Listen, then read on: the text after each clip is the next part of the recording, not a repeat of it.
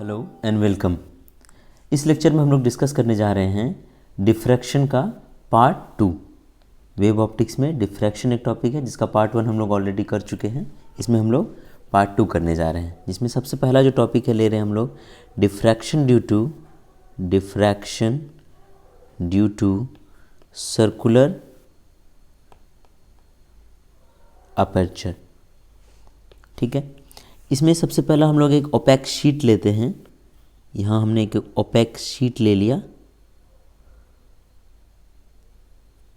ठीक है,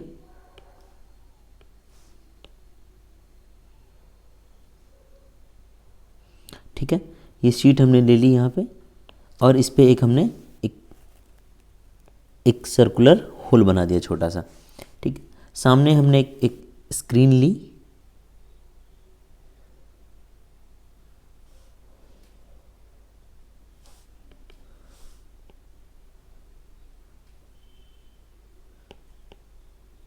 ठीक है, और यहाँ पे एक हमने इसका एक सेंटर लाइन हमने ड्रॉ करा, और यहाँ पर हमने एक रखा सोर्स। ये हमारा मोनोक्रोमेटिक सोर्स ऑफ लाइट है। ये मोनोक्रोमेटिक लाइट पॉइंट सोर्स है ये। फिर हम लोग देख रहे हैं कि यहाँ से लाइट चली, इसने इस होल को क्रॉस करा, और इस स्क्रीन पे जो ऑब्जर्वेशन आया उसको हम लोग देखने जाएंगे तो पता चलेगा इस स्क्रीन पे एक सेंट्रली लोकेटेड एक ब्राइट डिस्क का फॉर्मेशन होता है। ठीक है, इसको सराउंड करता है एक डार्क डिस्क। ये ब्राइट डिस्क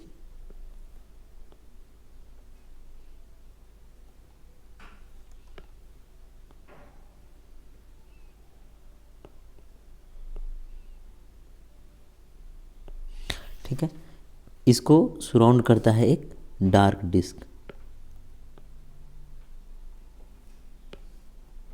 कुछ ऐसे। ठीक है, इस डार्क डिस्क के बाद में बाहर में एक और ब्राइट डिस्क रिंग होता है इस तरह से।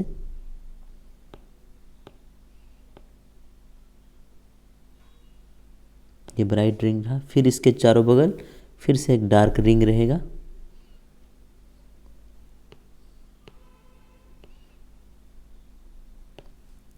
फिर से इसके चारों साइड एक इस तरह से कुछ। ये हमारा पैटर्न बनता है ऑब्जर्वेशन स्क्रीन पे। ये हमारा क्या है? पैटर्न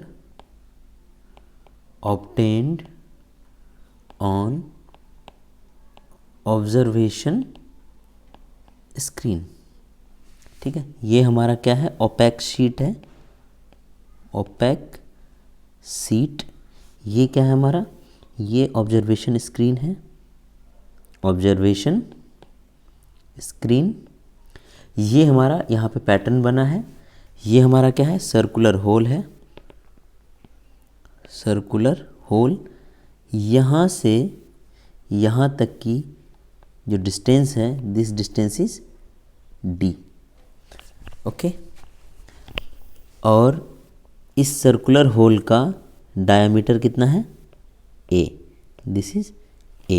ओके, तो what we saw here, this is monochromatic source of light, this is monochromatic source of light, this is circular hole made on this opaque sheet. The light rays or light waves cross this hole and is obtained on this screen. Alternate dark and bright rings are obtained on the screen, and a circular disc which is bright is made at the center, and this is due to diffraction. Due to diffraction. तो यहाँ से light rays चली, इसको cross करा, यहाँ पे आई, और यहाँ पे जो ऑब्टेन हुआ वो कुछ इस तरह का पैटर्न है, और ये पूरा फेनोमेना हुआ डिफ्रैक्शन के कारण। यहाँ जब कैलकुलेशन किया गया, this is the centre and this is the radius of first dark ring. This is radius of first dark ring. तो यहाँ पे जब एंगल बनाया गया तो ये एंगल आया theta, this angle is theta. तो what observation were made was sin theta equal to 1.22 lambda by a। ये मैथमेटिकल कैलकुलेशन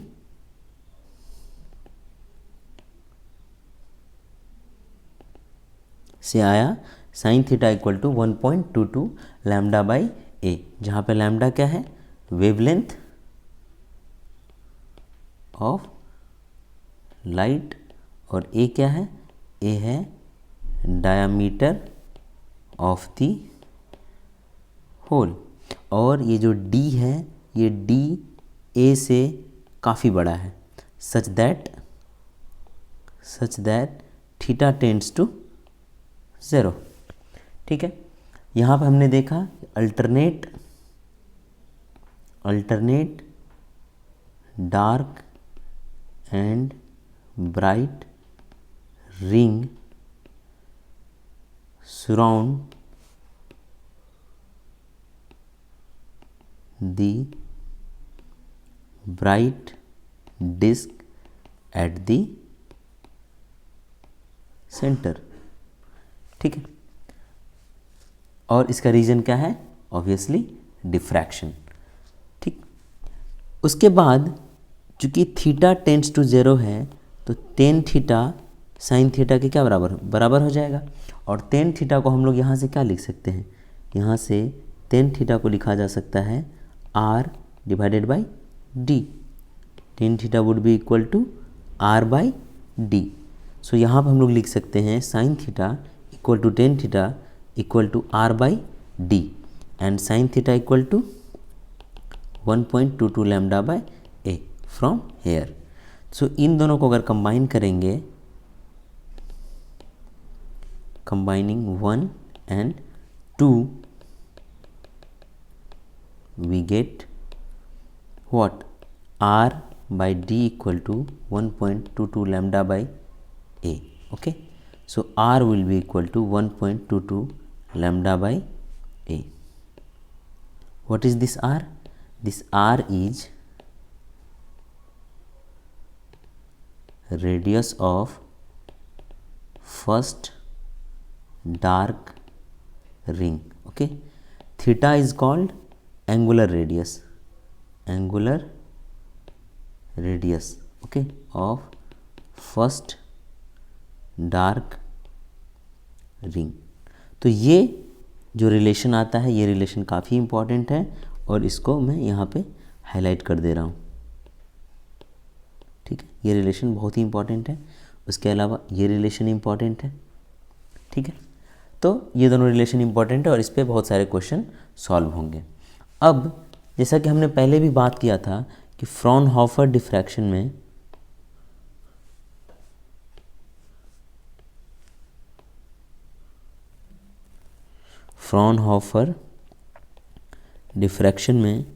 कन्वर्जिंग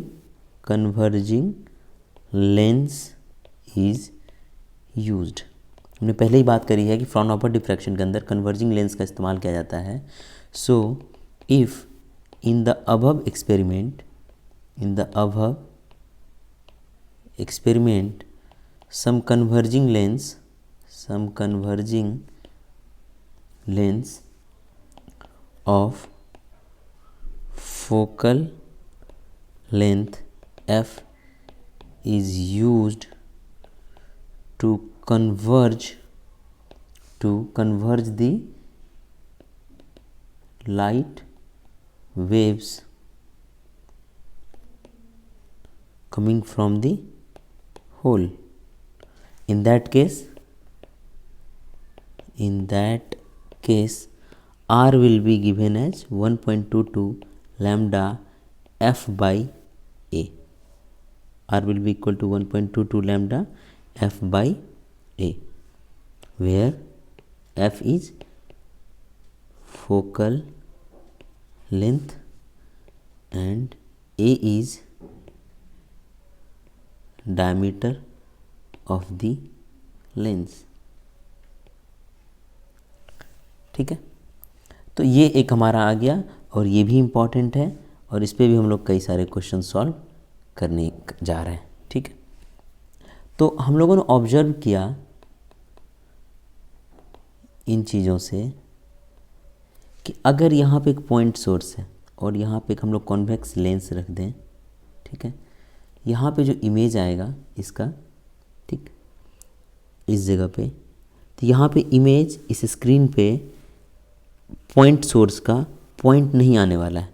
ये हमारा पॉइंट सोर्स है, यहाँ से लाइट चल के कन्वर्जिंग लेंस के थ्रू यहाँ पे अगर कलेक्ट की जाएगी तो इसका इमेज जो है ये हमारा क्या है, पॉइंट सोर्स, और यहाँ पे आएगा image, image on the screen, ये क्या है, कॉन्वेक्स लेंस, ठीक है, जिसका डायमीटर कितना है, ए है। तो यहाँ पे वही होगा, याद करिए, यहाँ पे एक इसका इमेज में एक डिस्क बनेगा, डिस्क के चारों बगल एक रिंग रहेगा, फिर इसके चारों बगल एक ब्राइट रिंग रहेगा, इस तरह से करके इसका इमेज बनेगा। ठीक है,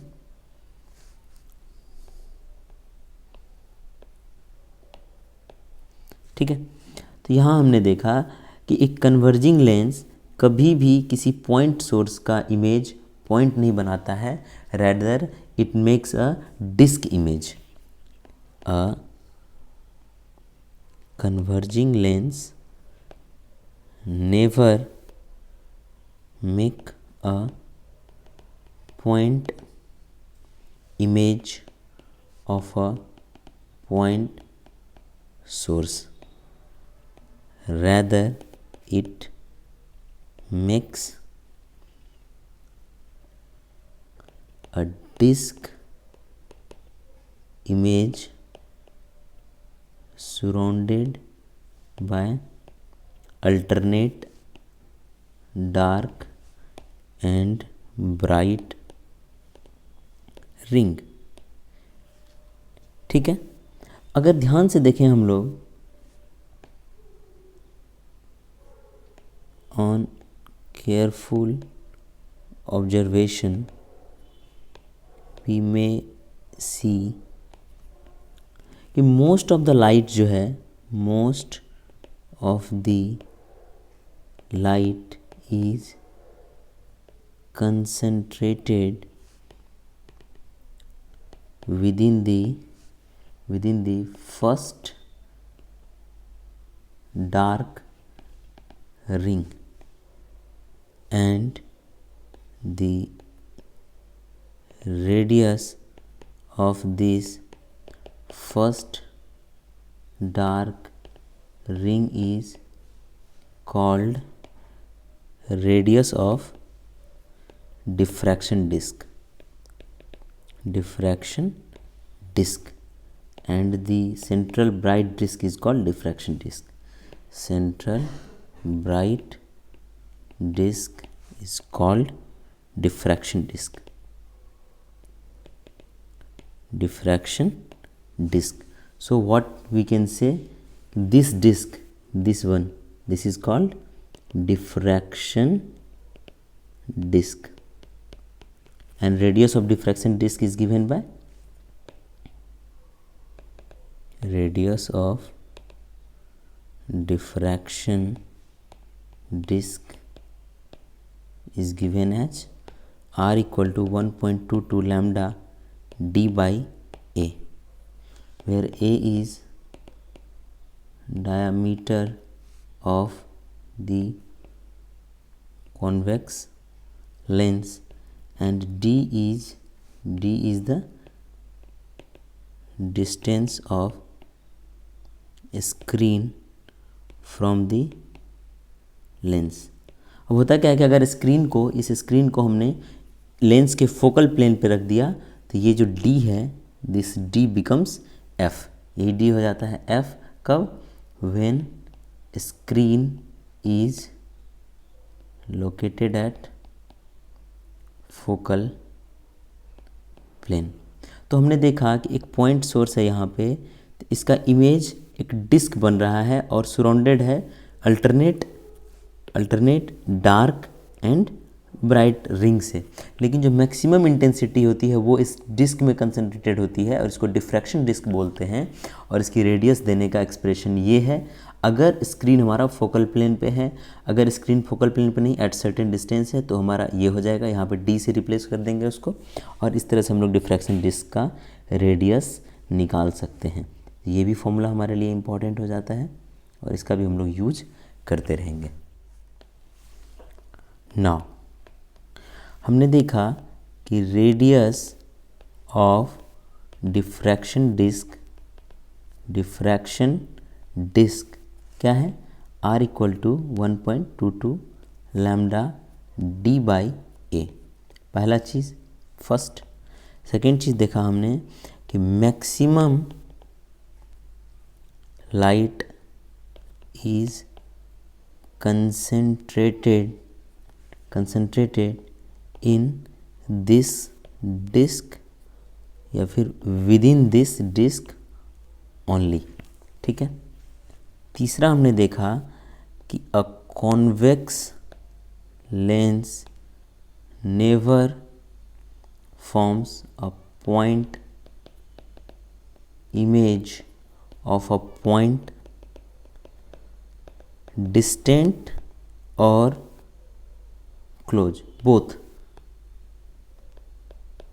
अगर सोर्स हमारा, अगर ये कॉन्वेक्स लेंस है, सोर्स चाहे हमारा यहाँ पे हो चाहे यहाँ पे हो, दोनों का ही, इसका भी नहीं, दोनों का ही, ये भी हमारा क्या है, सोर्स है, और ये भी हमारा क्या है, सोर्स है, दोनों का ही जो ये इमेज फॉर्म करेगा ये एक डिस्क होगा, ना कि ring.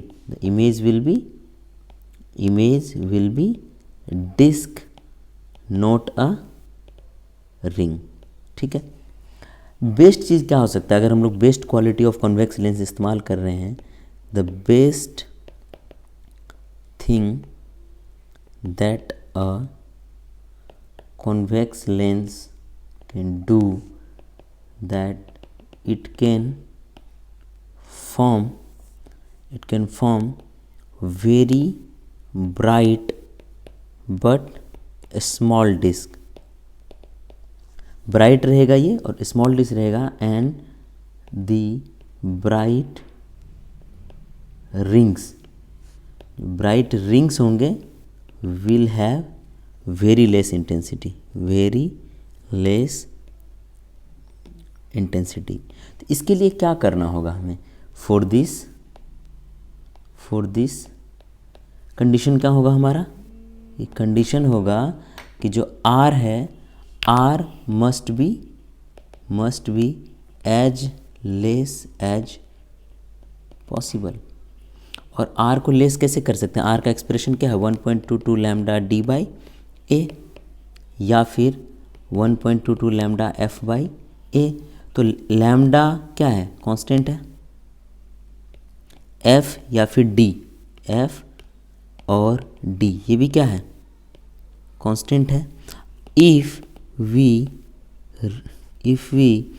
Increase the a, R will be decreased।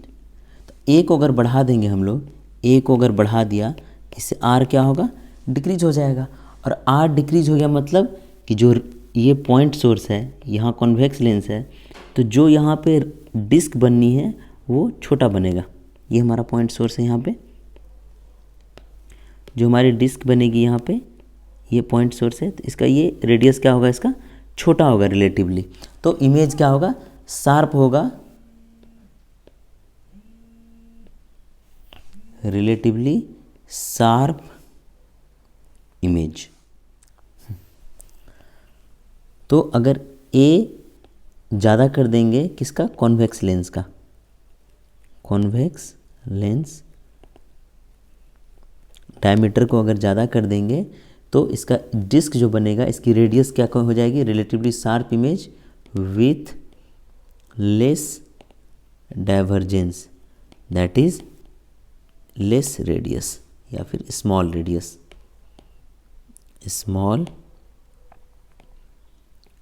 Radius. Okay, इसीलिए this is why the optical instrument like microscope और telescope have convex lens of higher diameter होने से क्या होगा, so that image of a point can be formed with less divergence or less spreading, that is sharp image। ठीक है, okay, ये थी lens की बात। अब इन केस ऑफ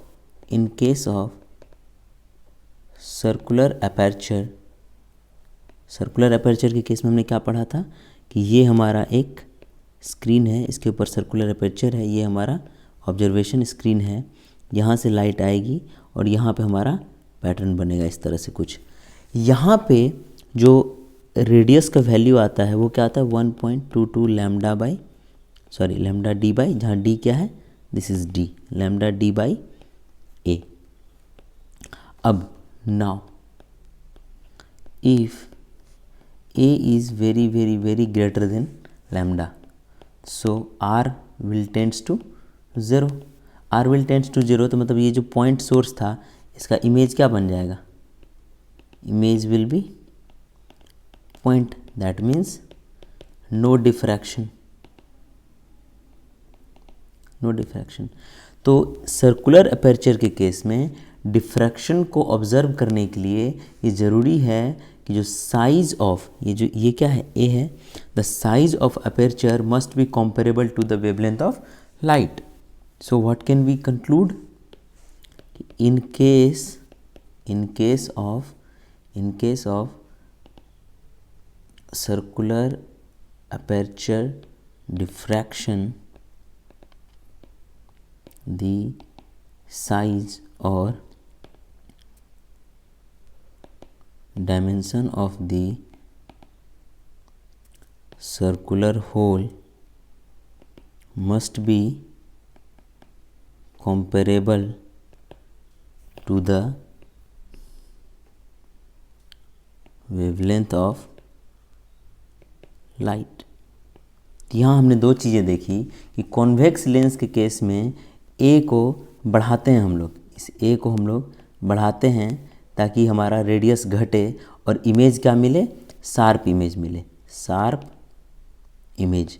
जबकि यहाँ पे हमारा डिफ्रैक्शन को ऑब्ज़र्व करना है, यहाँ पे हमारा मकसद है कि डिफ्रैक्शन कम से कम हो और डिस्क हमारा शार्प बने।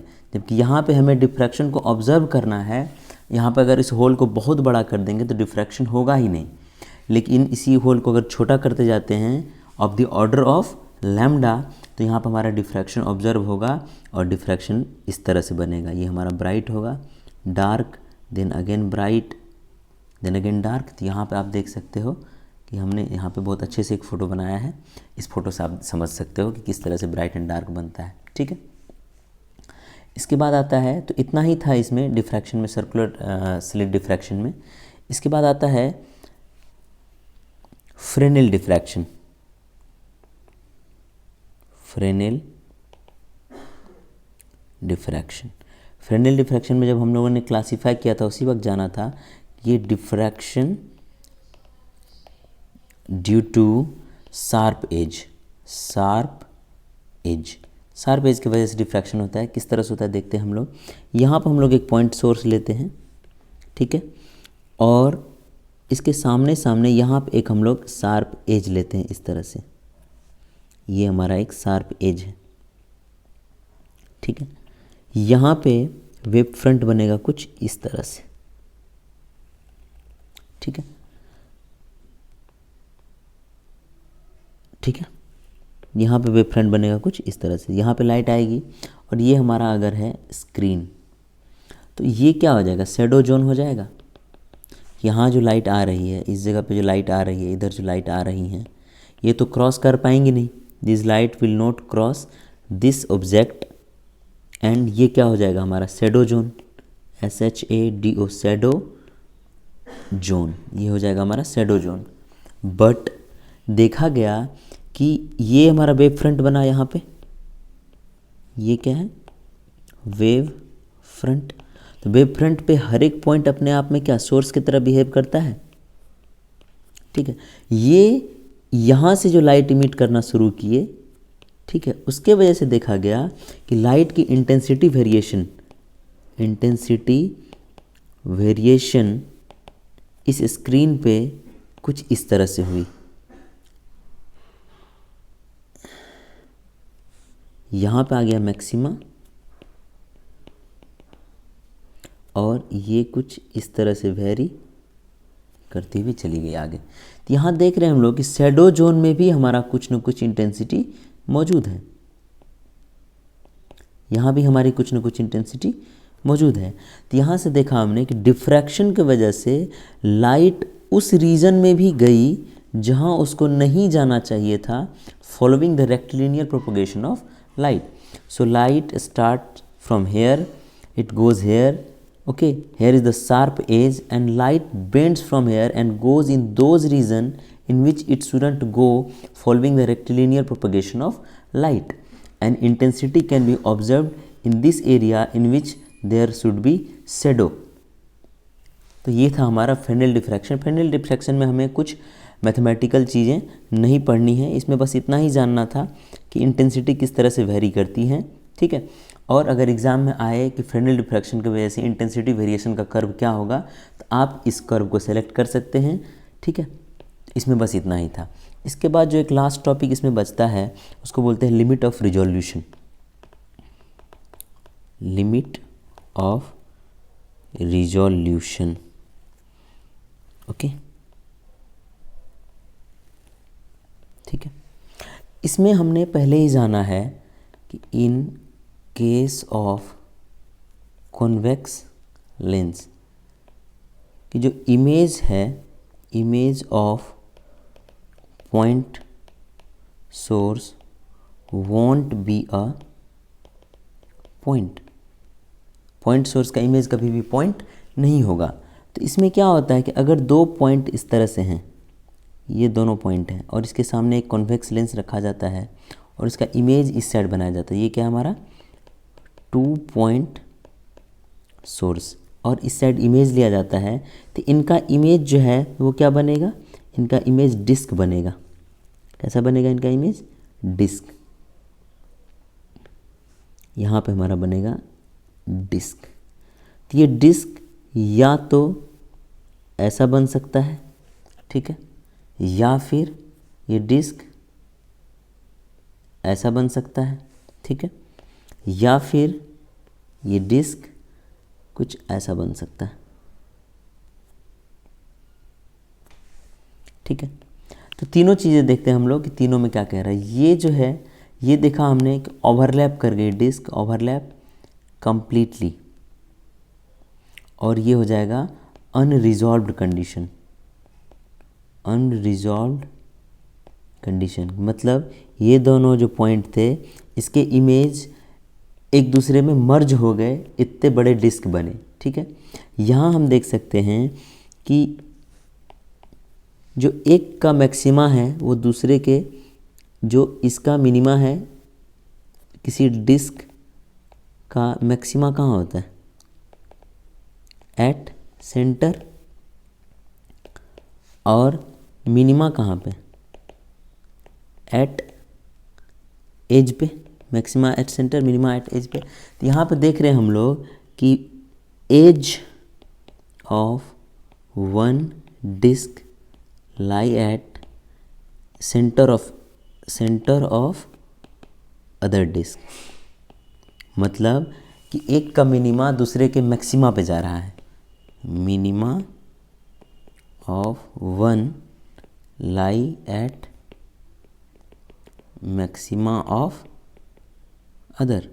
ठीक है, और यहाँ देख रहे हैं हम लोग ये कंप्लीटली अलग है, कंप्लीटली सेपरेट डिस्क इमेज।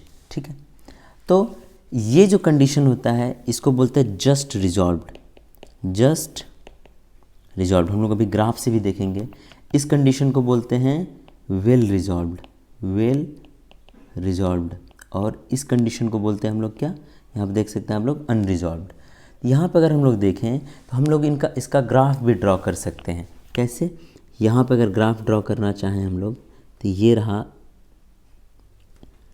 एक का डिफ्रैक्शन पैटर्न कैसा आएगा, कुछ ऐसा, और दूसरे का डिफ्रैक्शन पैटर्न ये क्या है, मैक्सिमा, और ये क्या है, मिनिमा। तो दूसरे का डिफ्रैक्शन पैटर्न कुछ ऐसा आएगा। तो पहले का मैक्सिमा यहाँ पर आप देख सकते हैं, इसका मैक्सिमा दूसरे के मिनिमा पे लाई कर रहा है, और इसका मिनिमा इसके मैक्सिमा पे लाई कर रहा है।